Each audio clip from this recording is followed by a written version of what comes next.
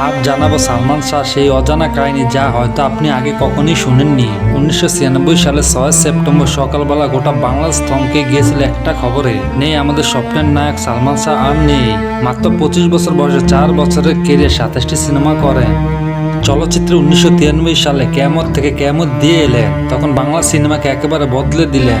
Jeans, T shirt, cap, চোখের চানগ্লাস, এই style বাংলার ছেলের আগে কখনোই দেখেননি। পরিচালকরা বলতেন সালমান শাহ অভিনয় করতো না, অভিনয়টাকে বাঁচাতো। শাবনূরের সাথে তার জুটি ছিল ইতিহাসের সেরা। পদ্মা তারা প্রেমিকা, কিন্তু বাস্তব ছিল ভালো বন্ধু। শাবনূর এখনো একটা ইন্টারভিউতে বলেছিলেন, ইমন আমাকে শিখেছিল কিভাবে ক্যামেরার সামনে কাঁদতে হয় না, বাঁচতে হয়। সালমান শাহ মাত্র 4 বছরে যা করছেন অনেক নায়ক 40 বছরও তা করতে পারেননি।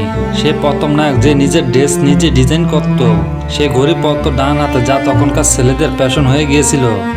অনেকে অনেক কথা বলে তার মৃত্যু নিয়ে, আত্মহত্যা, হত্যা, আজও রহস্য। কিন্তু আমরা সেই বিতর্কে যাব না। আমরা মনে রাখবো একজন সালমান শাহ যে আমাদের শিখেছিল কিভাবে স্টাইল করতে হয়।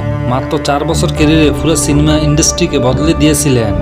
90 দশকের অন্যতম জনপ্রিয় তারকা ওমর সানি সহশিল্পীদের সাথে কাটানো একটি ঘরের মুহূর্ত, যা মনে করিয়ে দেয় তখনকার চলচ্চিত্র অঙ্গনের ভেতরে চমৎকার বন্ধুত্বের কথা।